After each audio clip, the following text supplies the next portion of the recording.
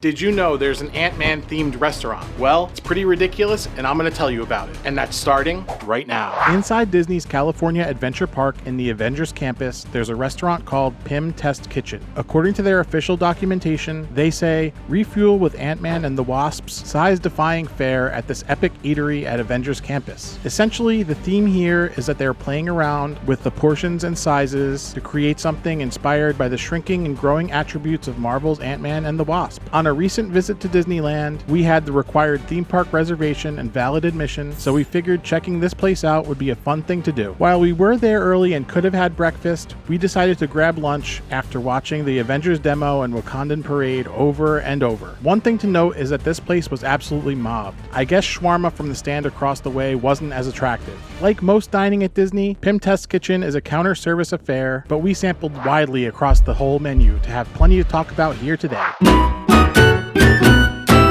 Similar to every dining option at Disneyland or Disney California Adventure, the options here at Pym Test Kitchen are kind of limited. Since this is based off of Marvel's Ant-Man, they have some cute embellishments that kind of build off of the intellectual property. For example, you can get either a glowing Pym particle or a glowing Pym particle disc, and either of these add $7 to your drink, and in the case of the Pym particle, you can get either blue or red, and all this serves to do is turn your drink another color. While that sounded really fun, paying more than the actual drinks for an added novelty was a hard pass for me. That said, the beverage options were actually very interesting. They did also have adult alcoholic beverages, and they also had a more kid-friendly proton punch, and that was a lemonade with a berry puree, cherry boba, and a pipette filled with grenadine. This one was actually hard to pass up because we had Noah with us. He thought it was great. Kids love science experiments. I love science experiments too, and I opted for what was on the menu called Experiment 027 Butter Pecan Cold Brew. According to the menu, this is butter pecan flavored cold brew topped with candy pecans. This actually was pretty awesome, and it really hit the spot because it was super refreshing because it was super sweltering heat in that particular area of the park,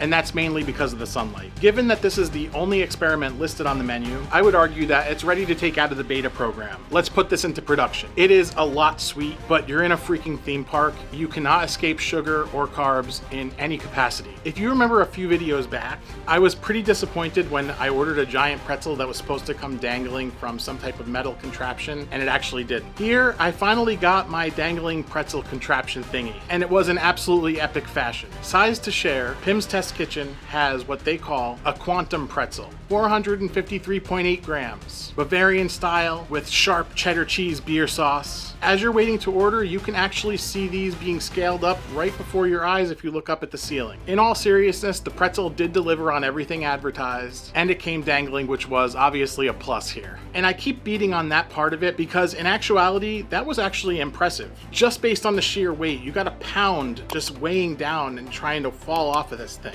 As far as the taste, I really can't get too technical here because it's basically a pound of bread. The cheese sauce though was actually very good, really on the sharp side just like they said, and the pretzel was alright, maybe because it was so big it lacked a little bit of flavor. And was it worth $12.99? Sure. That said, it was kind of a lot for a family like ours with just 3 of us. But if you have a handful of people to share this with, it's probably perfect. This is the only thing on the appetizer menu, so let's move on to the entrees because that's where it really gets interesting. There are essentially a handful of options as entrees here at Pym Test Kitchen, and they're all sandwiches. The first is a family-sized panini, dubbed as Pimini. This is priced at $100, and it serves 6 to 8, so that was kind of out of consideration that day. But it did sound good, kind of like an Italian mix. They also sell that as an individual portion. I guess they're making these things in the back, and they're cutting pieces for people if they just want one piece. I just wasn't feeling that day. The other options are a shrimp salad, which is called compound crustacean, or peanut butter and jelly with candied bacon, which sounded fine, but this business of the not-so-little chicken sandwich was right up my alley. And I guess that makes this a Chicken Sandwich Wars review, so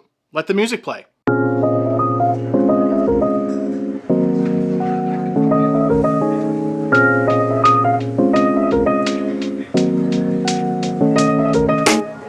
already know this thing is ridiculous. It's listed as fried chicken breast, teriyaki and red chili sauces, and pickled cabbage slaw on brioche, served with crispy potato bites. We're not even going to talk about those potato bites because they were as basic as they come, and you've seen them a million times. The chicken sandwich though, I guarantee you've never seen anything like this. This is where it gets really fun. The chicken cutlet here was cut so wide and thin that it was easily 8 times larger than the slider roll that it was served on. With this disparity between the size of the chicken and the size of the roll, it definitely plays into the whole theme of an experiment gone wrong. Let's get the pricing out of the way first here. The sandwich with tater tots comes to $15.49. I think this is fully reasonable based on the size of the portion. One part of me actually feels a little bit torn on this because the bun is actually so small, but given the size of the protein and the extra breading that you have on there, as well as the toppings, there's plenty of carbs on the plate, and to me that justifies the cost. As far as taste, the chicken was very plain. The breading is just a panko crust, so they're relying on that double application of sauces to kind of carry the flavor here. Teriyaki and red chili sauce together don't really bring much as far as an additive effect, but the independent flavors of those sauces made this pretty enjoyable. This probably would have made a little bit more sense flavor-wise with just one sauce or the other, but I think the whole idea is that this is not supposed to make sense in the least. You're in a theme park eating at a place themed after Ant-Man.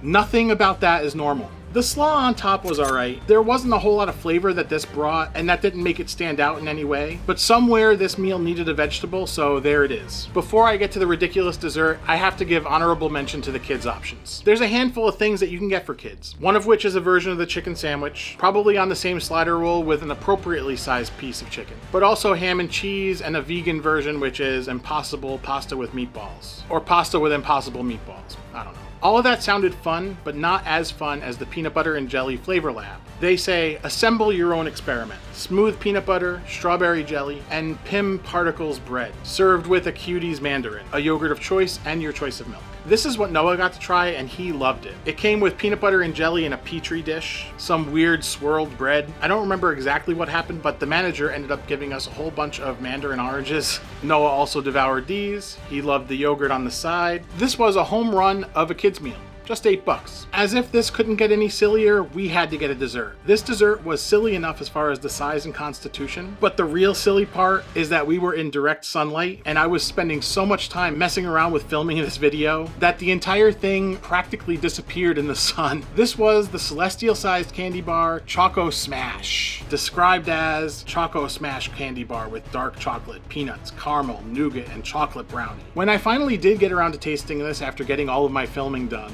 and with it being half melted, it was incredible. You can't break something like this down too far because it's freaking candy. But I'll say the combinations of fillings were magical, amazing. Brownie and nougat, peanuts and nougat, peanuts and caramel and nougat. It was coated in dark chocolate, so it wasn't just a pile of sweet on top of sweet on top of sweet. That little bitterness from the dark chocolate helped it just not be just a sugar bomb, even though it was. A little bit of bitterness goes a long way for dessert. The real fun thing about this was it was assembled in such a way that the layers were actually not horizontal, they were vertical. But based on how it was coated and wrapped, and the way we're wired from eating Snickers bars our entire lives, you'd totally expect this to be horizontally oriented as you bite through it, but the fillings were vertical, which was a fun thing to discover. By this time in the day, the park was actually getting pretty full, and the line was almost going out the door. Pretty cool to see, and it was kind of fun just being in that whole setting after everything that's happened over the last few years. Make sure you hit a like on this video and subscribe. I'm trying to catch up to Emerald in terms of subscribers, so you're definitely gonna help. And you can find even more of our California adventures by clicking right here.